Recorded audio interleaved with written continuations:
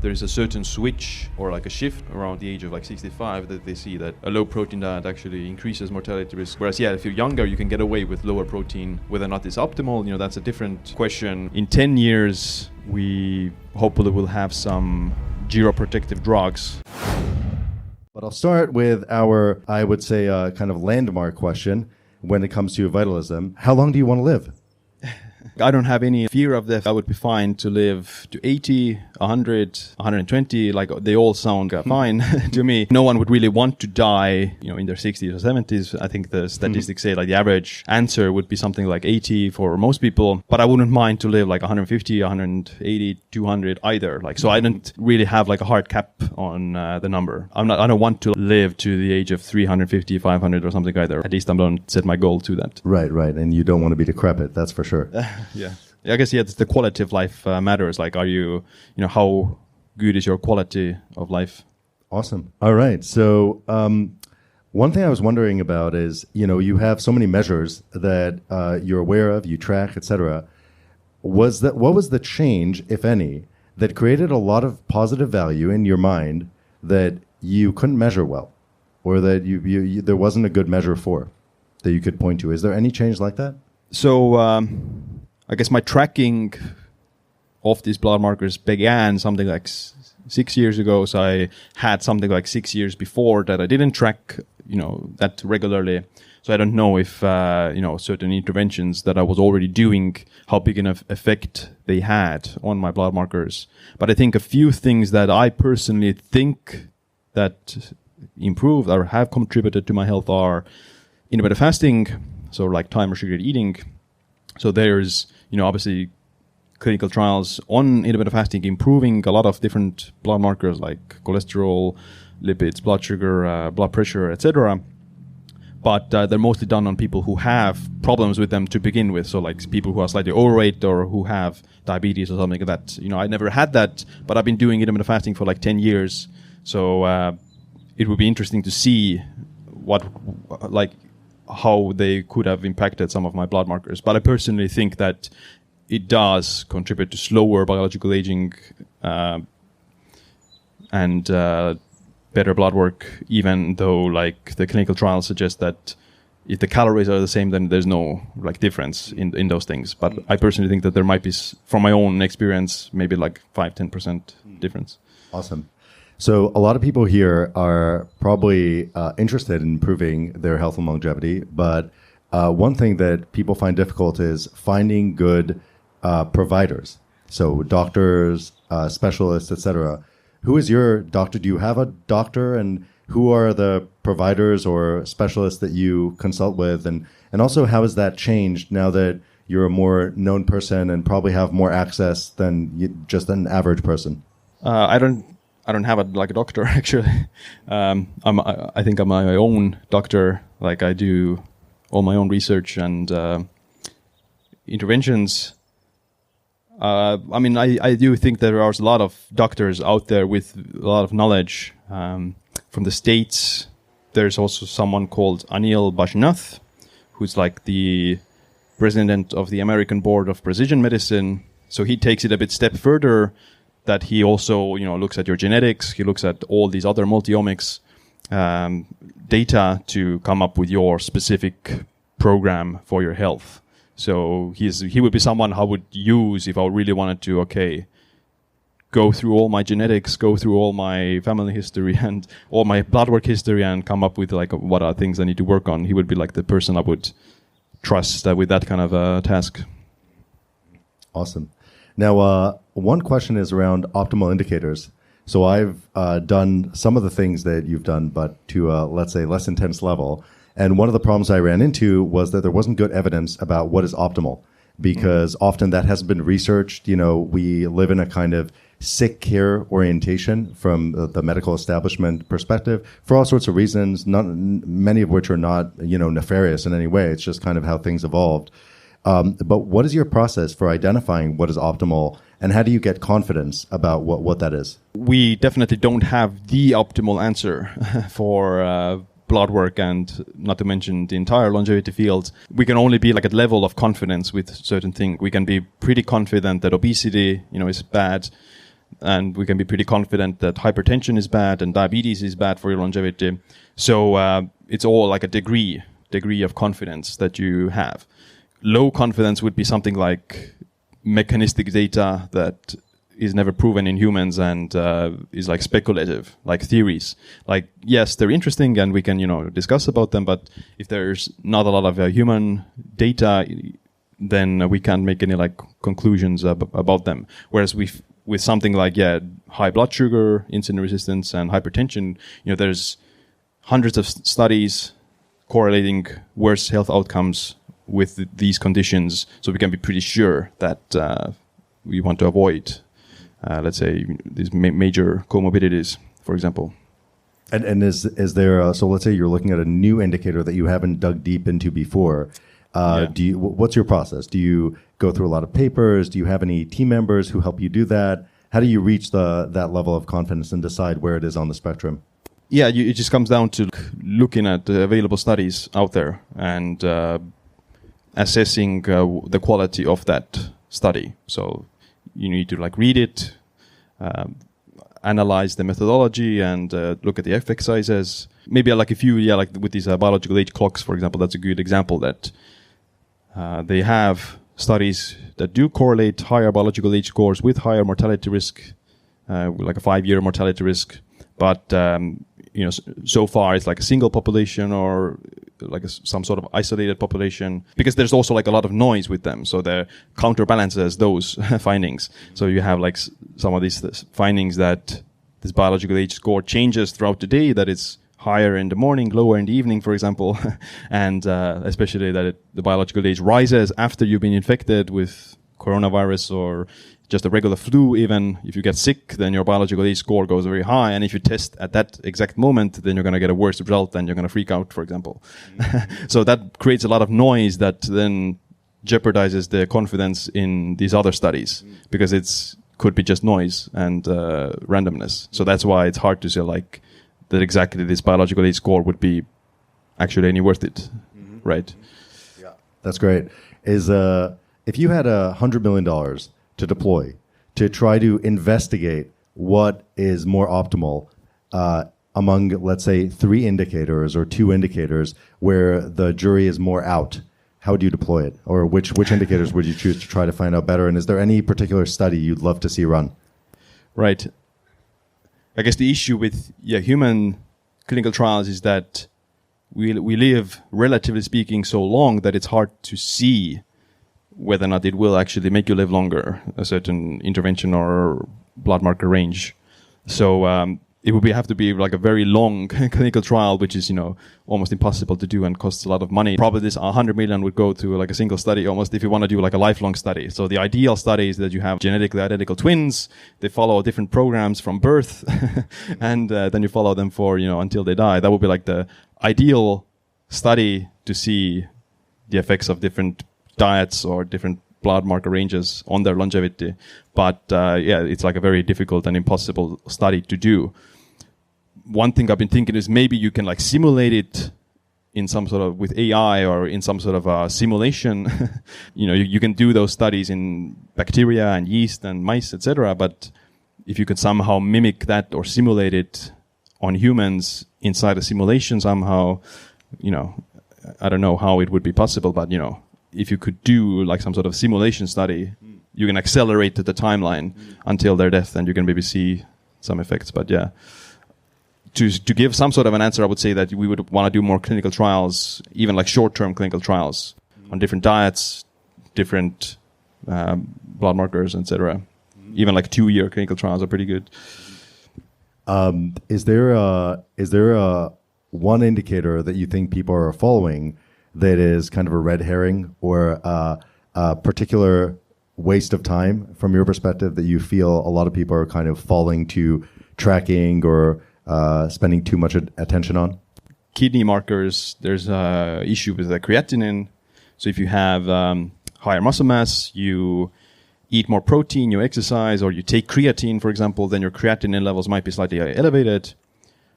But it's not indicative of kidney damage or kidney dysfunction. And, usually they calculate EGFR, which is the estimated glomerular filtration rate, so that's a marker of kidney health, and they calculate usually from creatinine. So if you have more muscle, you exercise, you take creatine, then your kidney health on paper would show off as worse.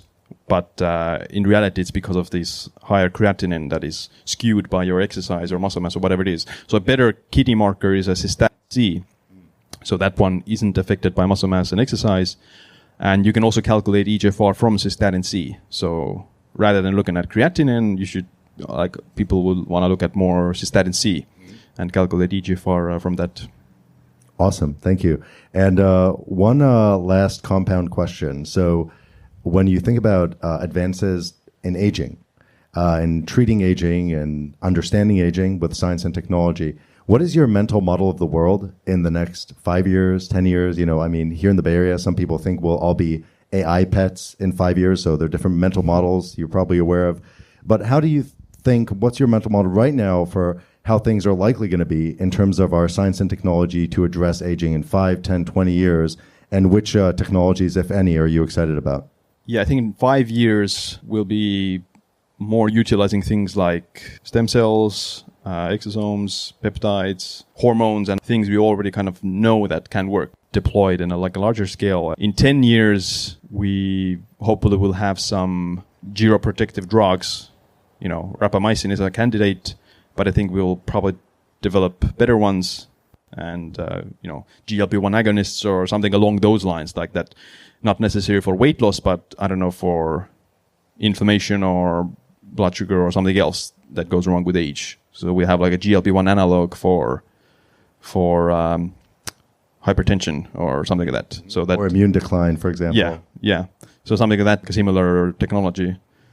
And in 15 years, maybe something with gene editing. Because, like the peptides, they're going to be great for improving your joint function and maybe aesthetic aging and those things, but they're not going to make you live to 150 or something like that.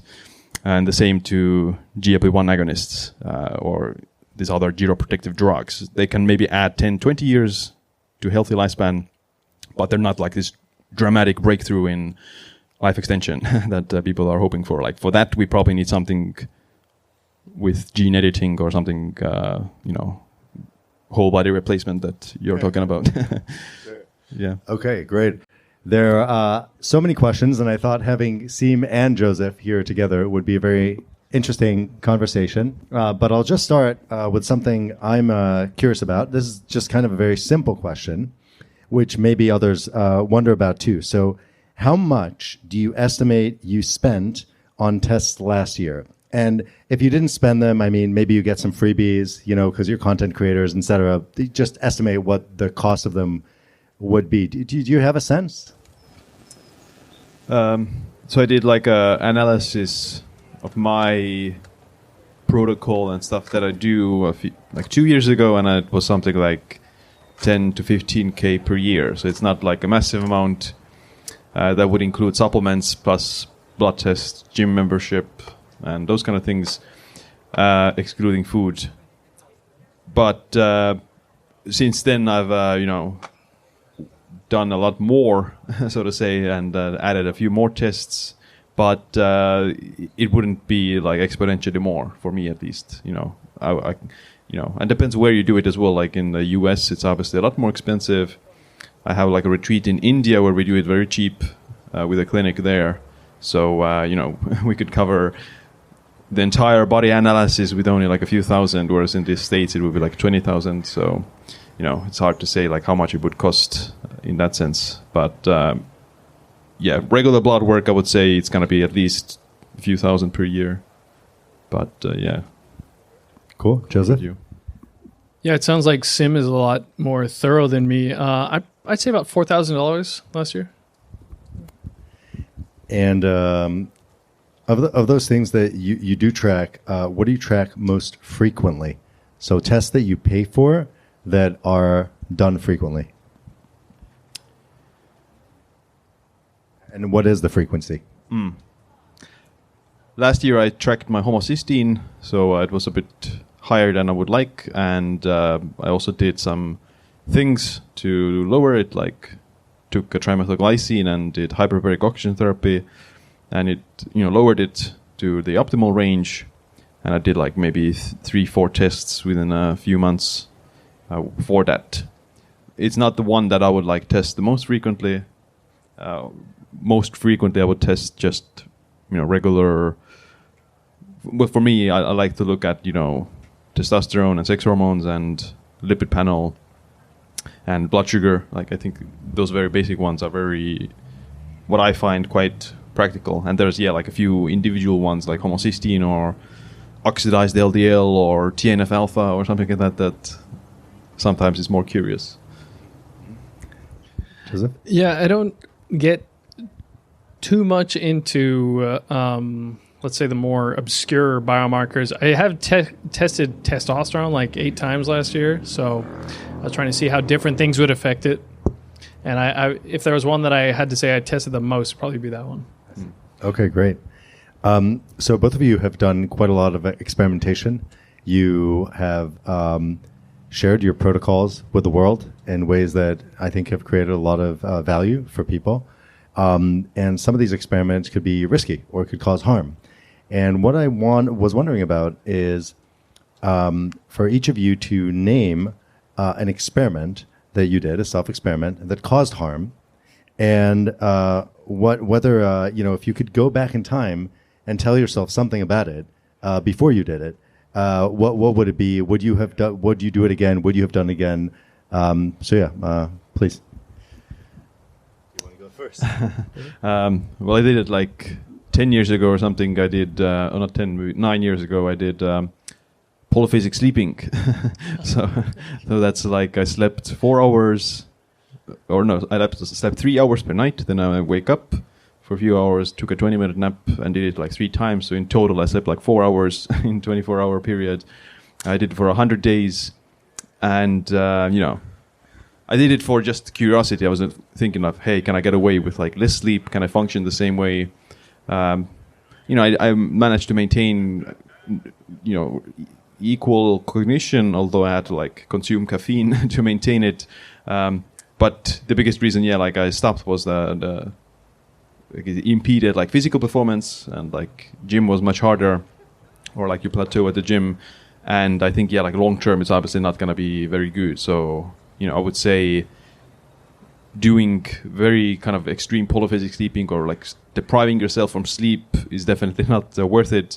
In the long term, you might, gain a few hours for productivity, but like if you live, shorter because of that reason, then it's not worth it. Did that crush your mood? I don't know. I wasn't paying attention to my mood back then. But I think, you definitely are a bit more... I mean, it's kind of interesting. You do, like, feel a bit lucid or something, like... Because I think if anyone ever remembers being, sleep deprived, then it's, you feel tired, but you also feel, like, kind of funny or kind of lucid a little bit. So you just feel, like, semi-drunk a little bit all the time. There's actually... I came across this one particular study finding that sleep deprivation could potentially be a way to treat depression for some reason.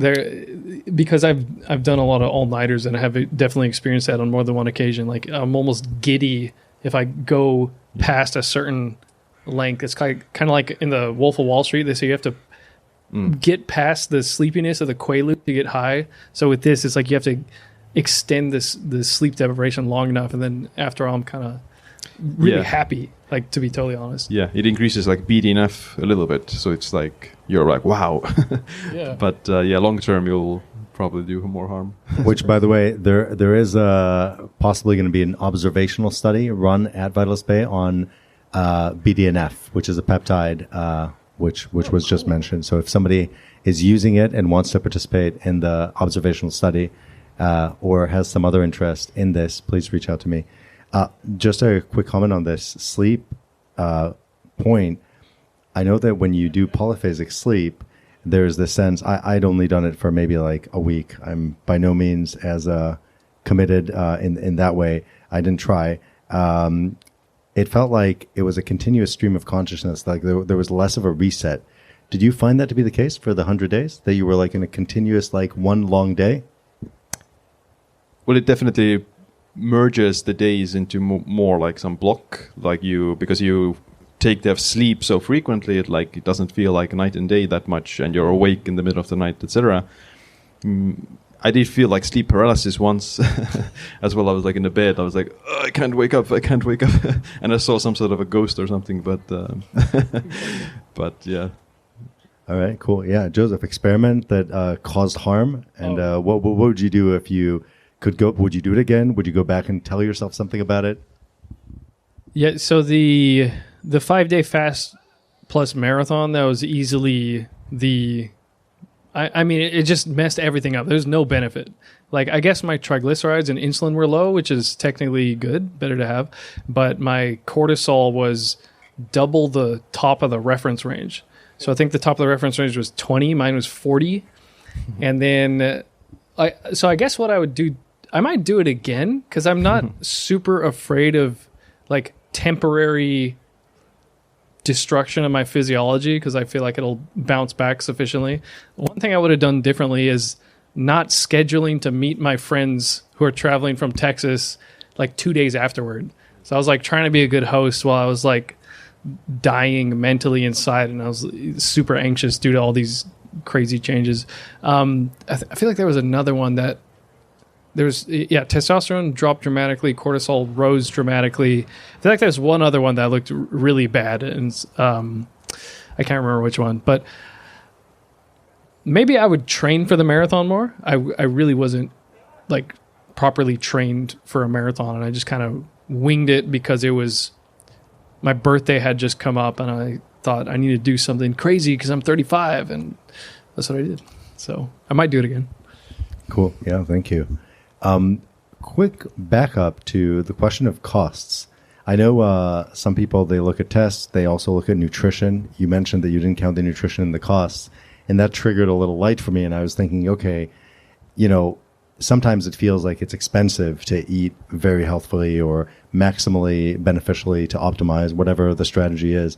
Have you guys found that at all in terms of like cost of nutrition as you've gone through your experimentation? That there are certain strategies that may be positive, but they cost a lot more? Well, in Estonia, it's much cheaper, the food, than in the States, for example. I do think that there are certain foods that are very hyped, but they don't have like that much, I guess, value, and they're very expensive. I mean, they might, so like some examples would be like some sort of like sprouts or something, right? Yes, they're good source of like sulforaphane and help with antioxidant defense, etc. But you have to consume quite a lot of them as well, and per kilogram they're quite expensive.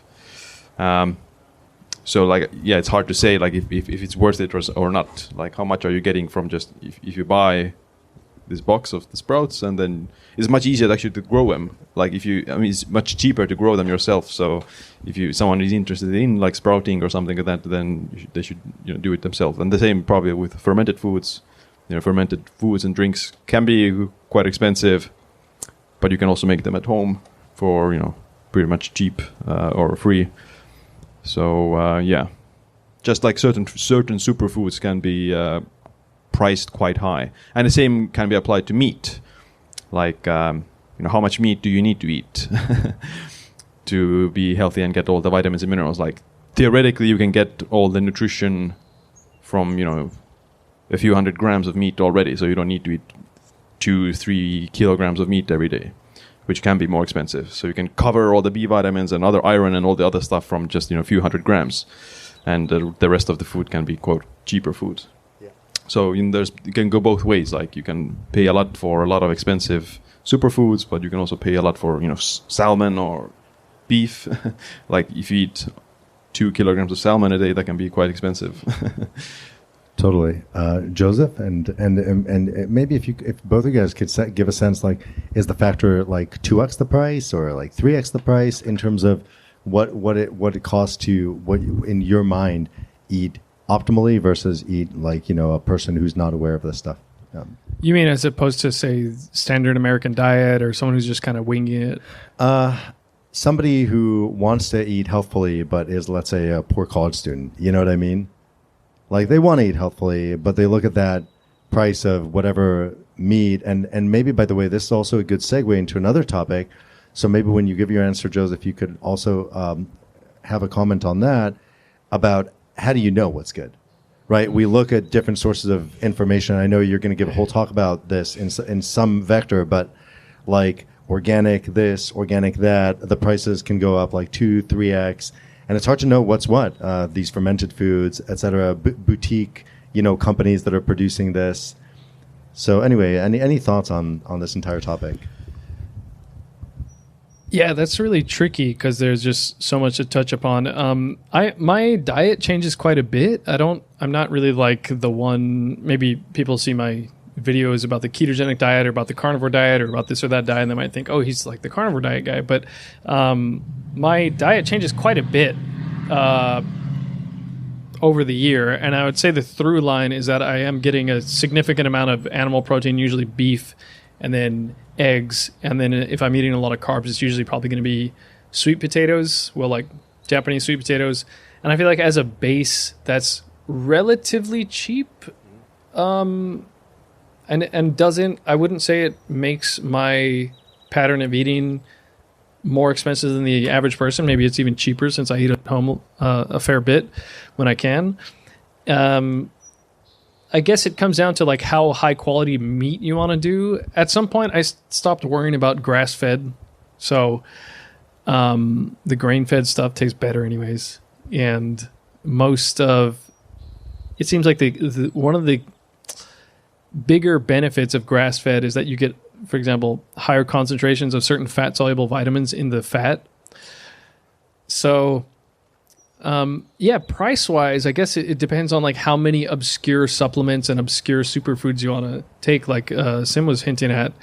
So I don't do too many supplements, and I try and keep it pretty simple and just go with like fish, beef, maybe some potatoes, and then eggs, and like seaweed here and there, some Japanese staples, and it's like pretty cheap. I wouldn't say it's necessarily more expensive than the average person, at least in Japan. Yeah, and like there's a certain amount of nutrients and vitamins and minerals your body needs, and overdosing on them by eating a ton of these very nutritious foods doesn't give you more benefits. So like I said, you only need like a few hundred grams of meat, even like 100, 200 grams, and you'll pretty much cover all your B vitamins and iron for the day. You need certain amounts of fiber optimally, so you can cover them with broccoli, beans, or carrots, or whatever, like those kind of things, and healthy fats. So you can take omega-3 supplement, like that would be like very easy to cover your daily omega-3s. You don't even need to eat fish, theoretically speaking. There's stuff that can come from rice, sweet potatoes, fruits, or something like that. So there's a certain foods that are like filler foods to get your calories, like rice and sweet potatoes and other things. And there's a certain nutritious foods which would make up like a minority, and you don't need like extra more if you're on a budget. Yeah, like the Liver King approach of like overdosing on copper with liver doesn't really make sense. It's not necessary. Yeah. So going from that to dig a little bit deeper on how to trust, what to trust. Do you have any rules of thumb that are worth noting for other people? They're going to buy food or try to make decisions about what to consume. What's your rule of thumb, or how do you make decisions, and how deeply do you research stuff? As a rule of thumb, I guess it depends on where the person is in terms of their knowledge of nutrition. So I might, if I'm talking to someone and then they want some nutritional advice, then I would try and feel out where they are in terms of, do they know, are they interested in nutrition at all before this point? So do they have any sort of frame of reference? But a kind of rule of thumb that I think is easy to understand but also make use of is, I got into this stuff through the Paleolithic diet, and I thought I really like the concept of it's just, okay, go back 20,000 years. What did we have available? Paleolithic humans were really robust. Actually, their bone densities were higher.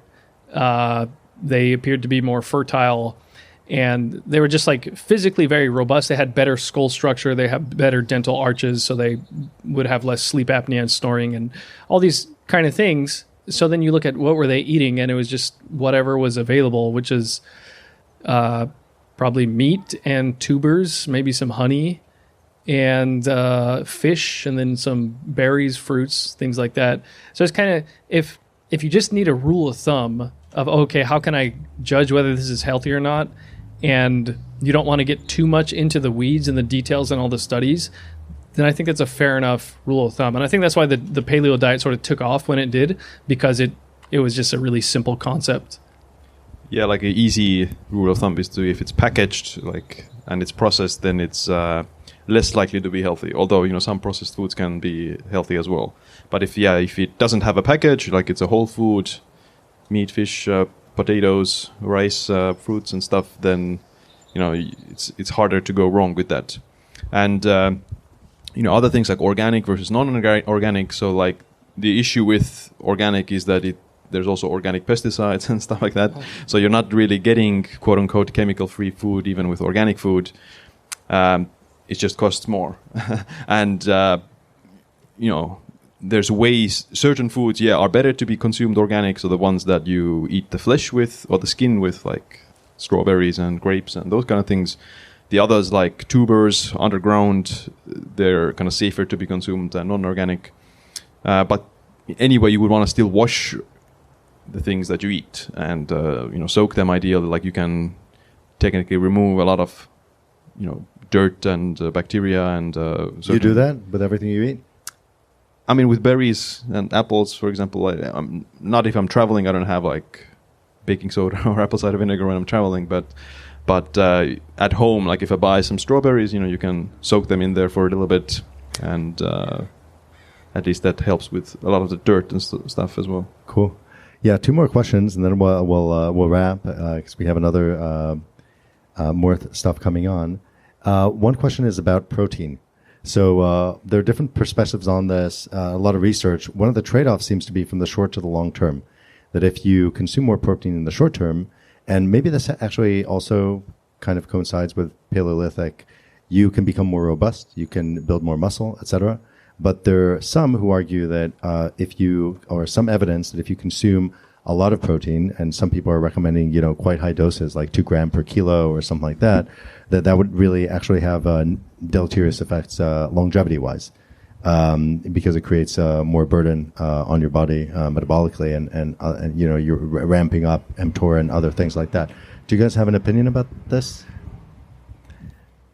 I'd be curious to hear where Siim's coming from, because my perspective is basically, there's some theoretical reasons why you should restrict protein to live longer, mainly through the mTOR signaling like you're talking about. But there are many other things that are either have been found to be neutral for longevity or positive for longevity that actually upregulate mTOR. Like exercise, most of the benefits you're getting from exercise is through the mTOR pathway, through stimulating the mTOR pathway. And then another one, I think if you eat carbohydrates, that also stimulates mTOR. So, if you're not supposed to eat protein, you're not supposed to eat carbohydrate, like are you just going to eat like beef tallow all the time or avocado oil or something like that.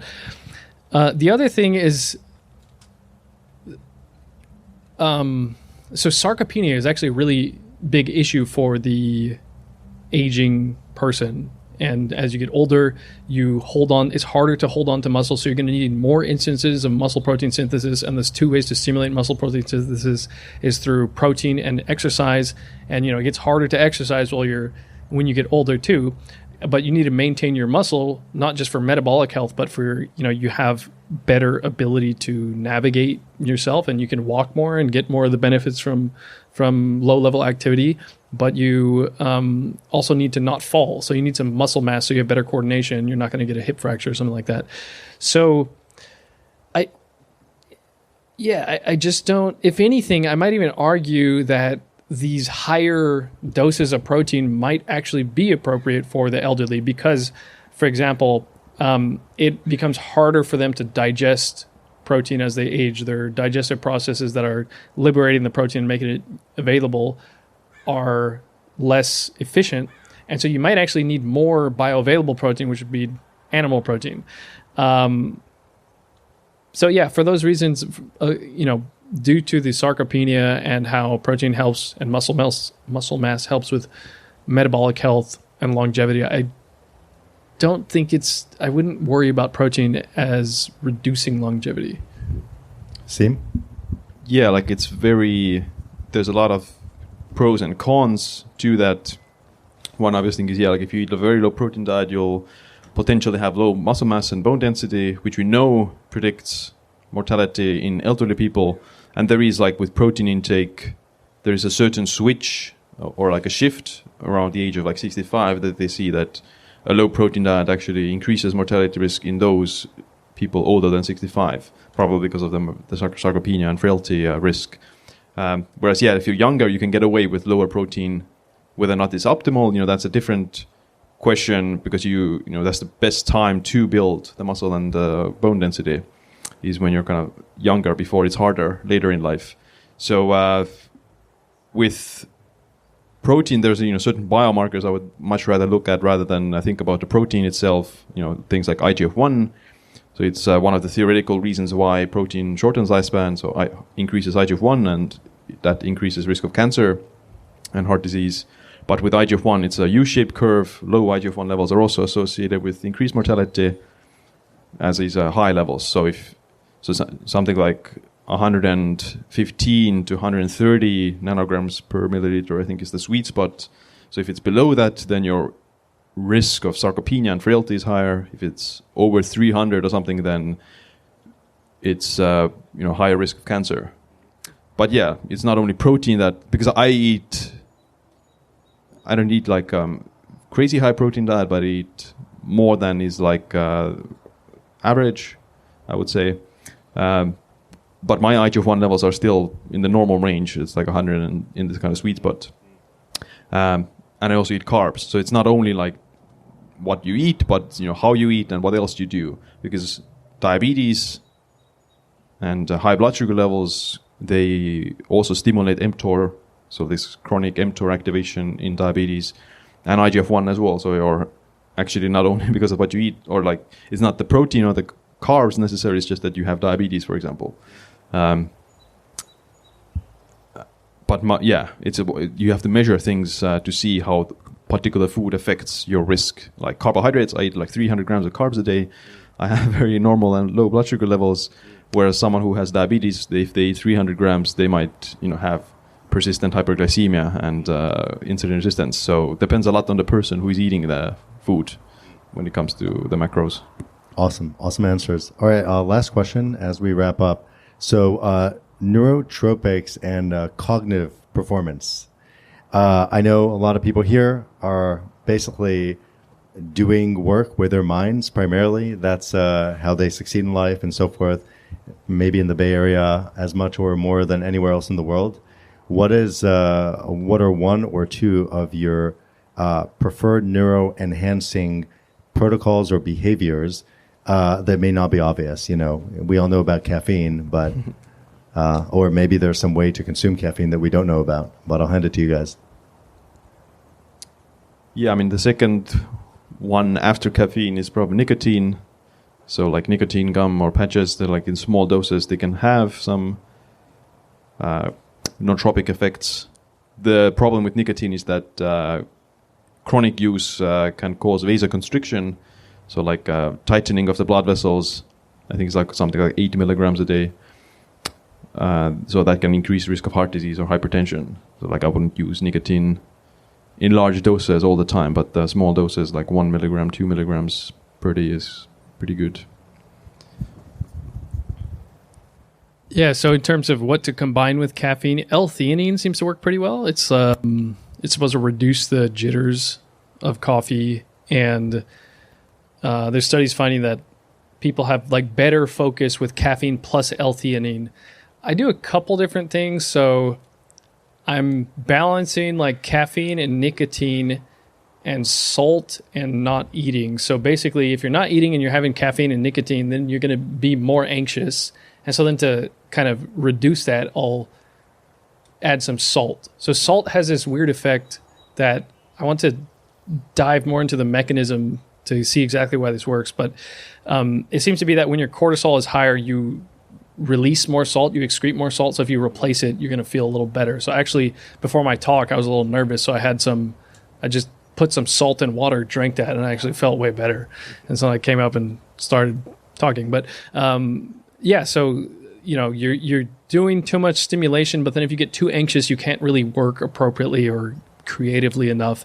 And actually, not eating anything is the best for me to stay alert. Specifically, I'll avoid eating a high carbohydrate meal if I have a lot of work in a particular day. But then if you're not eating anything, then you're more susceptible to the stimulants, and you'll get more jittery and more anxious, and then I'll throw in some salt. So it's kind of a balancing act. Sometimes I'll just eat some carbs if I feel like the caffeine or nicotine is too much, because that also blunts some of the effect of the caffeine and nicotine if I've overshot with it. So those different things is what I go for. But the biggest one, in terms of actually moving the needle, even though maybe I don't, because you feel awesome when you drink caffeine. It's you're working, but you also feel oh, I'm so productive and I feel great, and you're really confident about it.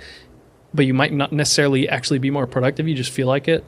With fasting, I feel objectively like I'm just getting more done. So that's me. Yeah, with nootropics, it's differences in people's neurotransmitter profiles. So some people get very anxious from smaller amounts of caffeine. They metabolize it slower, and they're more sensitive to it. And others are more more duller or more GABAergic, and so they need more stimulation. So this is very individual.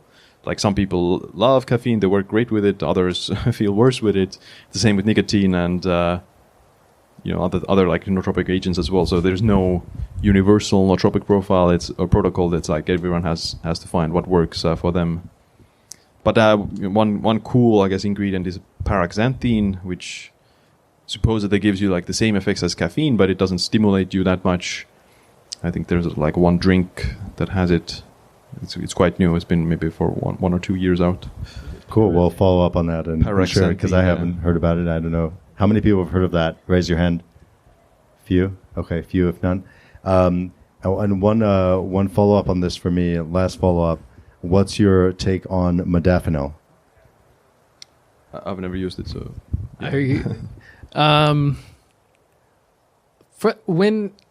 When I had other aspects of my health not so dialed in, it was kind of magical. It was I would just take it, and I didn't really feel like I was overstimulated, say with something like too much caffeine or Adderall or something like that. With those, I just felt bad. Modafinil, it was I would take it, and then I would get all this work done without even thinking about it. It would just magically happen, and then I would look back and be whoa, I was so productive. But then exactly as Siim is saying about the different, your neurotransmitter profiles, my friend took it and he was I just got a headache and I had to take a nap. I hate that stuff. And he tried it 3 times and it just was terrible each time. But for me, it was kind of magical. Now it feels actually a little overstimulating. Oh, interesting. All right. Well, thanks a lot, guys. This was amazing. And they're going to be here. So chat with them and let's go. Thank you. All right, give it up. All right, that's it for this episode. Make sure you check out my new book, The Longevity Leap, on Amazon. I'd also appreciate if you share this episode with a friend or family member. Other than that, my name is Siim. Stay tuned for the next episode. Stay empowered.